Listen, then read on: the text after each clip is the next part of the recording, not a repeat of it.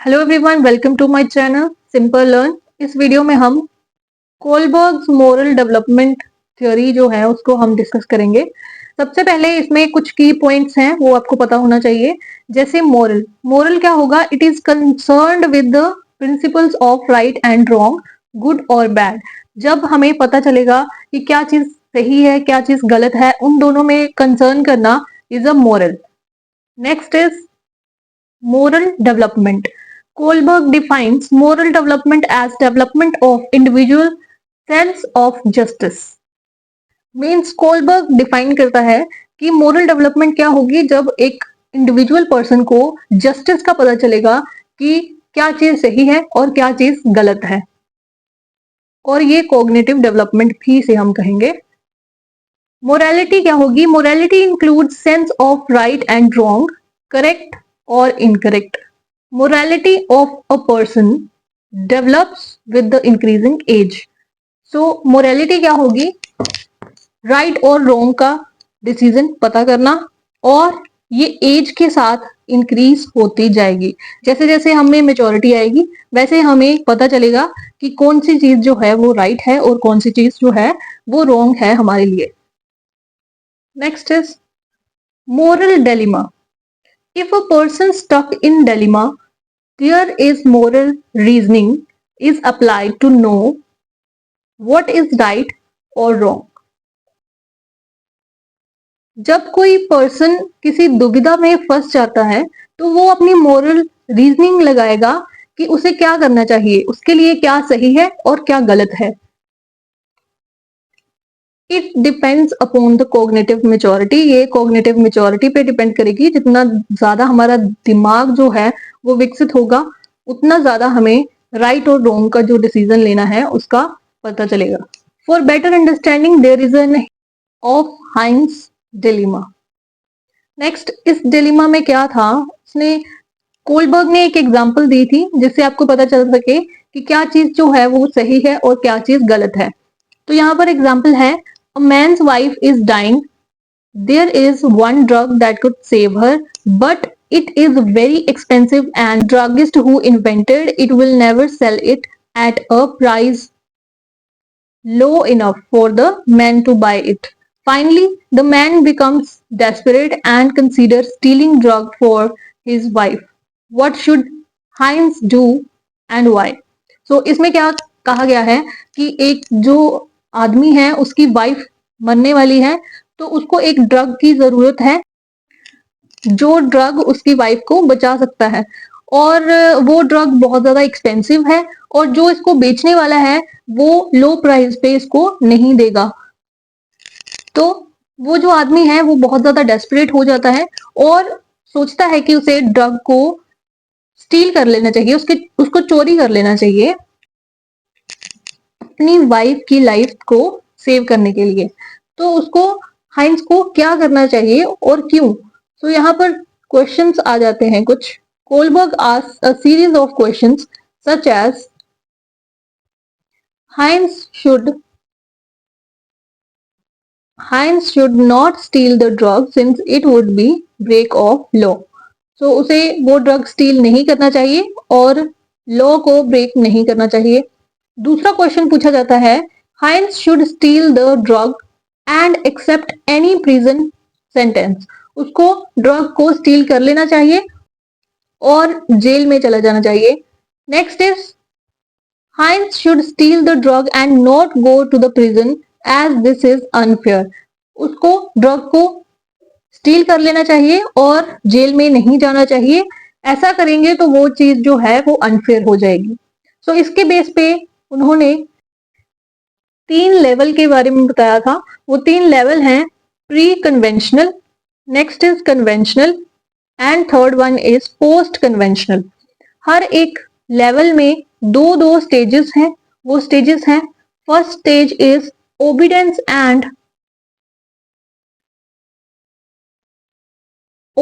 And punishment, second stage is individualism and exchange. So ये pre operational में ही आ जाएगा। 2 stage जो है वो फर्स्ट लेवल की है और इसमें जो बच्चा होगा वो 4 से 10 साल का होगा। Next is conventional. कन्वेंशनल में दो स्टेजेस जो हैं वो है interpersonal relationship, authority and social order. इसमें बच्चे की एज 10 से 13 साल तक रहेगी। Next is post conventional. इसके भी दो स्टेजेस हैं। First one is social contract and second one is universal principle. तो यूनिवर्सल प्रिंसिपल्स जो है वो 6 स्टेज है और सोशल कॉन्ट्रैक्ट जो है वो 5th स्टेज है। पोस्ट कन्वेंशनल में 13 या फिर उससे ज्यादा तक की एज रहेगी। नेक्स्ट इज लेवल 1 में क्या है? Level 1 pre conventional level. इसमें child decide right and wrong based on their needs and desires. Child जो है वो डिसाइड करेगा राइट और रॉन्ग अपनी नीड्स के आधार पे। उसको जो जरूरत होगी वो उसी के अकॉर्डिंग उसको सही समझेगा और जिसकी जरूरत उसको नहीं होगी उसको वो गलत समझेगा। Child has zero morality. इसमें चाइल्ड जो है उसमें कोई भी मोरालिटी नहीं होती राइट और रॉन्ग का डिसीजन लेने में, उसे कोई भी समझ नहीं होती। The main ideas behind their action is to avoid punishment. Punishment को अवॉइड करने के लिए ही वो सारी चीजें करेंगे। Next is stage 1। स्टेज 1 में क्या होगा? Obedience and punishment orientation. इसमें child work to avoid punishment.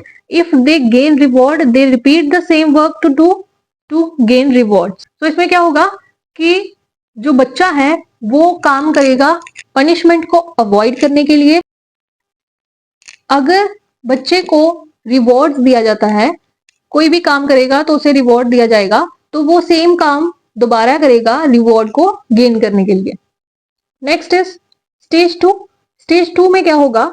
Individualism and exchange. In this stage children's judgement is based on their requirements. Children की जो भी जजमेंट है वो उनकी रिक्वायरमेंट पे बेस्ड होगी। जो भी चीजें उन्हें चाहिए उन पर बेस्ड होगी। My attitude will always be based on how you treat. जैसा तुम बिहेव करोगे वैसा ही मैं बिहेव करूंगा। जैसे तुम अच्छा बिहेव करोगे तो मैं अच्छा करूंगा, अगर बुरा बिहेव करोगे तो बुरा करूंगा। सो हम कह सकते हैं कि प्री कन्वेंशनल स्टेज में जीरो मोरालिटी होगी, बच्चे को राइट और रॉन्ग का पता नहीं होगा। Next is level 2, conventional level. This is a society driven level stage. In this stage, people do judgment based on the socially expected rules and rituals.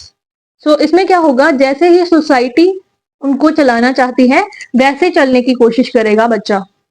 So stage 3 जो है वो है गुड बॉय, गुड गर्ल और interpersonal orientation. In this stage, people do work which provide good acceptance in the society. जो बच्चा है वो वही काम करेगा जिसमें सोसाइटी से एप्रिसिएशन मिले। जैसे अगर वो ज्यादा पढ़ेगा तो उसके ज्यादा मार्क्स आएंगे, तो सोसाइटी में उसकी बहुत ज्यादा वाह वाह होगी। तो ऐसी जो चीजें हैं वो इस स्टेज में देखी जा सकती हैं। Next is 4th stage, that is authority and social orientation और law and order legal orientation. So इस स्टेज में क्या होगा? In this stage people believe that morality is legal. They believe that law is absolute and all should obey them. They follow rules and legal orders. They feel that they must be respected to maintain an order in the society. वो सोचते हैं कि जो rules हैं, जो एक society में rules बनाए गए हैं वो सभी को फॉलो करने चाहिए और अगर कोई फॉलो नहीं करेगा तो उसको सोसाइटी में एक्सेप्टेंस नहीं मिलेगी। सो सारी चीजें जो हैं वो सिर्फ और सिर्फ सोसाइटी में एक जगह बनाने के लिए ही की जाती है। Next is level 3, post conventional level. This is the higher level of maturity. A person help the other person without any interest and personal benefits. तो इस लेवल में क्या होगा? ये सबसे ज्यादा हाईएस्ट लेवल है मेच्योरिटी की। इस लेवल में जो कोई भी पर्सन होगा वो अपने बेनिफिट को ना देखते हुए दूसरों की हेल्प करने की कोशिश करेगा। इस लेवल में भी 2 स्टेजेस हैं। तो यहाँ पर स्टेज 5 आ जाती है, सोशल कॉन्ट्रैक्ट एंड ओरिएंटेशन और इंडिविजुअल राइट्स। इसमें क्या होगा, at this stage person know about social and legal morality. उनको सोशल, जैसे पिछली स्टेज थी सोशल वाली और लीगल वाली, उनको डिफरेंस पता चल जाता है कि क्या डिफरेंस है, और वो दूसरों के लिए ही काम करना पसंद करते हैं और पर्सनल बेनिफिट्स को नहीं देखते। जैसे जम्मू में हुआ था, आर्टिकल 370 जब हटा था और लोग जो हैं वो इंडिविजुअली नहीं आए, बट वो कलेक्टिवली बात कर रहे थे कि ये हटना चाहिए। सो ये सबके हित की बात हो रही थी। सो ऐसी जो एग्जांपल्स होंगी वो इस स्टेज में कंसीडर की जा सकती हैं। Next is stage 6, that is universal ethical principle orientation. This is the highest level of morality. At this stage, person provide priority to humanity over any other person. So इस stage में क्या होगा, जो person है वो सबसे ऊपर humanity को रखेगा, जो ह्यूमन को नुकसान ना दे और जो सबसे ज्यादा बेस्ट हो दूसरों के लिए। नेक्स्ट इज, इसमें एग्जांपल आ जाएंगी जैसे don't harm plants, love all. तो ऐसी जो स्टेटमेंट्स होंगी इस स्टेज में कंसीडर की जा सकती हैं। तो इसमें काफी ज्यादा क्रिटिसिज्म भी था। तो सबसे फर्स्ट है not give importance to caring, love, emotion, bonding, only focus on morality. सिर्फ मोरालिटी के बारे में बताया, केयरिंग, लव, इमोशन, बॉन्डिंग, ये वाली सारी जो इमोशंस हैं उनको निग्लेक्ट किया था इस थ्योरी में। Next is hypothetical situation, imaginary situation, जो भी चीजें थी वो इमेजिनरी थी। Biased samples, biased sample mean only talked about main and not women. Women के बारे में इसमें बात नहीं की, सिर्फ और सिर्फ मेन की मोरालिटी के बारे में ही बात की है, इसलिए हम कह सकते हैं ये एक बायस्ड सैंपल था। ये सारे कल्चर्स के लिए भी एप्लीकेबल नहीं है, यूनिवर्सल नहीं है कह सकते हैं। पीएस टेट के लिए आप इन नोट्स को फॉलो कर सकते हैं, बट बीएड के लिए मैंने अलग से शॉर्ट्स वीडियो जो है वो भी अपलोड की है, आप वहां से नोट्स जो हैं वो उनको कॉपी कर सकते हैं और समझने के लिए इस वीडियो की हेल्प भी ले सकते हैं। Thank you so much for watching my video, like and subscribe.